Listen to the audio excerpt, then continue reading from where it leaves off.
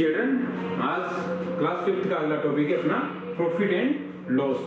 Profit and loss में आज देखेंगे आज कि फाइंडिंग कॉस्ट प्राइस और सेलिंग प्राइस। आज अपन को क्या दिया हुआ है, प्रॉफिट या लॉस दिया हुआ है, माना प्रॉफिट दिया हुआ है और लॉस दिया हुआ है, उसके आधार पे अब की फाइंड आउट करेंगे कॉस्ट प्राइस और सेलिंग प्राइस। चलो देखते हैं कॉस्ट प्राइस क्या होती है। वो प्राइस जो आपने कोई वस्तु खरीदी है, और सेलिंग प्राइस क्या होती है, किसी रेट पर आपने वो बेच दी है, किसी को सेल कर दिया है। ओके, तो कॉस्ट प्राइस से अगर सेलिंग प्राइस ज्यादा हुई, मान लो कोई चीज कोई वस्तु आपने 10 रुपए में खरीद कर 12 रुपए में बेच दी, तो आपको क्या हुआ, प्रॉफिट। क्या हुआ, प्रॉफिट। यदि आपने कोई चीज कॉस्ट प्राइस से सेलिंग प्राइस कम हुई, 10 रुपए में खरीद के 8 रुपए में बेच दी, तो आपको क्या हुआ, लॉस।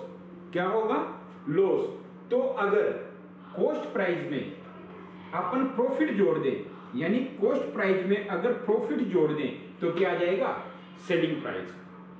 मान लो मैंने 10 रुपए में कोई चीज खरीदी और उस पर मेरे को 2 रुपए का प्रॉफिट हुआ, तो क्या आ जाएगा, 10 में 2 जोड़ेंगे तो क्या आ जाएगा आपका, सेलिंग प्राइस 12। ओके, तो इस तरीके से अपन ये सेलिंग प्राइस निकाल सकते हैं। कॉस्ट प्राइस में प्रॉफिट जोड़ देंगे, क्या जोड़ देंगे, कॉस्ट प्राइस में प्रॉफिट जोड़ देंगे। इसी तरीके से देखिए आप, अगर सेलिंग प्राइस कॉस्ट प्राइस से कम है, सेलिंग प्राइस कॉस्ट प्राइस से कम है, तो आपको क्या होगा, लॉस। क्या होगा, लॉस होना है, ऑब्वियसली लॉस होना है। जितने में खरीदी उससे कम बेचेंगे तो अपन को क्या होगा, लॉस होगा। तो लॉस होगा, तो सेलिंग प्राइस, अगर सेलिंग प्राइस में लॉस जोड़ देंगे तो आपका क्या आ जाएगा, कॉस्ट प्राइस। जैसे मान लो मेरी सेलिंग प्राइस थी 8 रुपए और मुझे लॉस कितना हुआ था, 2 रुपए का, तो इसमें ये एडिशन कर देंगे तो ये हो जाएगी आपकी कॉस्ट प्राइस। यानी 10 रुपए में आपने खरीदी थी, तो जितना लॉस हुआ वो आप उसकी सेलिंग प्राइस में एडिशन कर दोगे। तो इस तरीके से क्या निकाल सकते हैं, कॉस्ट प्राइस और सेलिंग प्राइस। यदि कॉस्ट प्राइस में प्रॉफिट जोड़ेंगे तो सेलिंग प्राइस आएगी, और सेलिंग प्राइस में लॉस जोड़ेंगे तो कॉस्ट प्राइस आएगी। इसके अकॉर्डिंग अब आप चलो क्वेश्चन देखिए, अगला क्वेश्चन देखिए आप, अगर कोई चीज आपकी कोई उसकी कॉस्ट प्राइस जिसमें आपने खरीदी है वो है आपकी 21,380। ओके, कोई चीज आपने इतने रुपए में खरीदी है और इतना मार्जिन, इतने प्रॉफिट में उसको बेच दिए, इतना प्रॉफिट आपको मिला है। कॉस्ट प्राइस तो ये है, और इस कॉस्ट प्राइस में प्रॉफिट कितना मिला है, इतना, तो इस प्राइस में ये प्रॉफिट जोड़ देंगे तो अपना, तो वो पूछ रहा है बताओ कितने रुपए में आपने ये सेल की है, तो कितने रुपए में आपने इसको बेची है। तो क्या करेंगे, इस प्राइस में ये प्राइस ऐड कर देंगे, तो क्या होगा, सेलिंग प्राइस कैसे निकलेगी, cost price plus profit. Okay, तो कॉस्ट प्राइस कितनी थी आपकी, 21,380 प्लस 1,500। ओके, इन दोनों का एडिशन किया तो क्या है आपका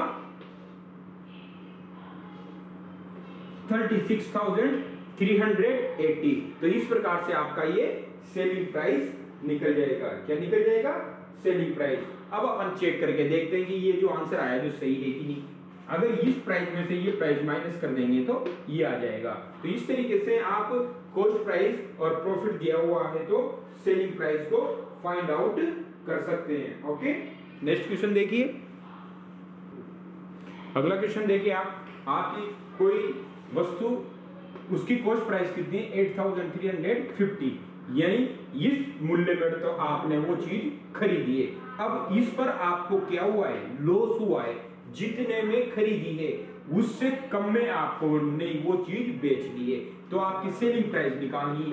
तो इतने में तो खरीदी है तो सेलिंग प्राइस इससे कम ही आनी है। तो इससे कब कब आएगी, जब इसमें से ये चीज अपन क्या कर देंगे, माइनस 8,350 माइनस 550। ओके, तो इसमें से अपन ये माइनस करेंगे तो क्या आएगा आपका 7,800। ओके, तो ये 7,800 आपका क्या हो गया, सेलिंग प्राइस। मतलब ये आपकी कॉस्ट प्राइस थी इस पे आपको 550 का लॉस हुआ है।